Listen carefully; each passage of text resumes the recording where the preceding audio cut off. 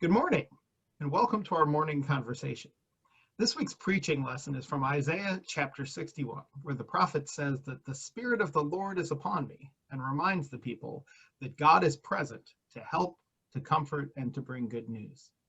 So I wanted to talk a little bit to my friend here today about a story she has that illustrates how God can use us to help. Carrie, why don't you introduce yourself and tell us a little bit about how you're connected to Trinity? So my name's Carrie. I've been a member at Trinity my entire life, so over 40 years now. I've grown up in the church, participated in the youth group and Sunday school. I've also have served as an adult and as a child in the choirs, directed Bible school, and helped with Sunday school. So I've seen a lot of good things and a lot of change throughout the years. I feel like Trinity is very family oriented, so that's part of the reason why we have chosen to stay all these years.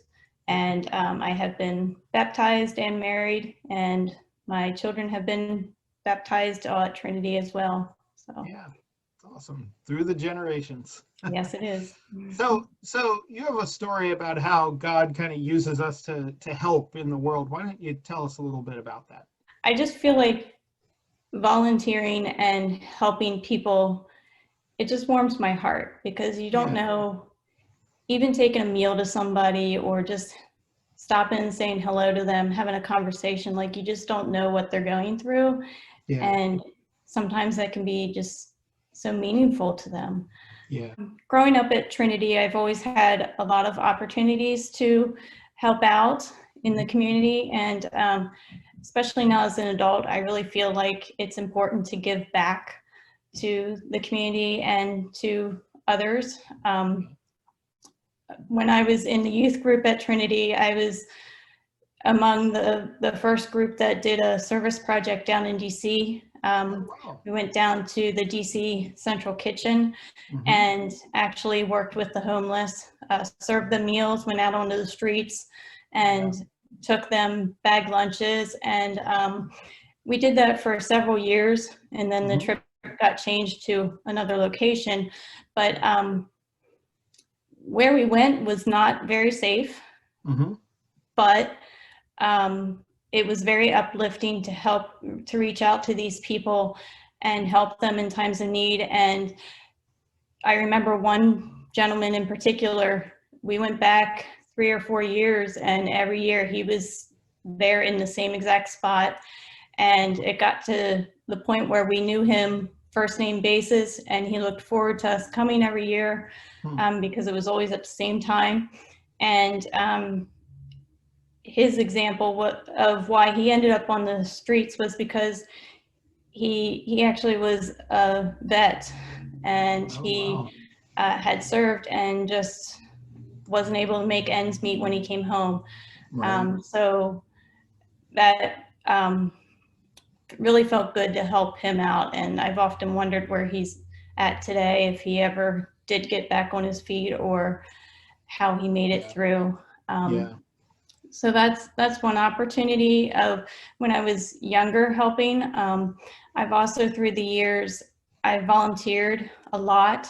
When I was in middle school, I volunteered up at Masonic Homes in the Mason Cares unit. And there were 2 residents in particular that we befriended each other. I had started the bookmobile, and I took library books around to the residents that they could get and every week and read and exchange books for. And there was one lady in particular, her name was Shirley, and she loved mystery books. And I would always make her my last stop on my little route that I had, because we would just start talking about books, and we'd sit there for an hour sometimes just discussing all the different books. And she actually got mad at me one time because I didn't have any new mystery books. She had read all the ones that I had taken, so I had to find her new ones. And then there was another resident his name was Ed, and he was probably about 6'4", Oh, wow. Very long legs, and he never called me by my first name. He asked where I went to school, and when I told him that, that became my nickname. So his name for me became Donegal, and I called him Grasshopper because he had such long legs. And when I pushed him to his appointments in his wheelchair, he had to hold his legs up because they were too long for him to bend and put on the wheelchair. So he became my buddy. I spent a lot of time playing games with him, reading letters to him, talking with him. And unfortunately, he had passed away the last year that I was up there. But he kind of became like a grandfather to me. So more recently, I had a student who lost everything in a fire. This was within the last year. And so I've helped her and her mom out a lot, getting back on their feet. They have a new place now. But I went up and spent the better part of a day with them, just trying to get their new place ready and help them shop for some things that they needed. And so now I even though she was a student of mine, like I consider them friends because I keep in touch with them so often now, and just to make sure they're okay. And that particular instance, that felt really, really good to help them and see them get back on their feet and get going again. Sometimes I think, I mean, time and presence are one of the most important things that people really need. You know, help, there's, I mean, you know, like if they need financial help or help with things or whatever, that's great. But like, you know, when you're lonely in a care facility, what you really need is to know that someone wants to spend time with you, wants to spend an hour talking about mystery novels with you. When you're going through a tragic time or a crisis time, what you need is someone to be there to be calm and settled and, you know, like that kind of thing. When you're homeless on the streets, you know, like one thing you need, not the only thing you need, but one thing you need is to know that people see you as a human being and, you know, as worth their time. So like those, you know, you do lots of good things as a helper, but I think one of the most important things you can do is just take the time and, you know, invest that in people. And now that I have my own family, like I want my girls to understand that it's important to help each other and to do things for each other. And so every year, like the church, this time of year, we have like the giving tree, and we do collections for Water Street and Power Packs, and we have the clothing drive in January. And I've gotten we've all participated in those things, gathering materials and giving items. But I've also gotten, with the clothing drive, I've gotten my older daughter involved the last couple of years to come help. And I think that's really opened her eyes as well, because she's seen, like, just in our own community, people will accept help, and it just feels good to give things that you can no longer use or need to someone else, and just to see the smile on their faces. So for her to be able to experience that, it's so awesome. A lot of people think of the Christmas season as the season of giving, and which it is, but I think that people need to broaden that a little bit and think about what can you do throughout the year to help others.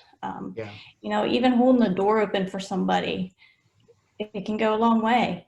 It doesn't have to be where you're actually buying something or you're, you know, delivering things. But I know when we've had, I've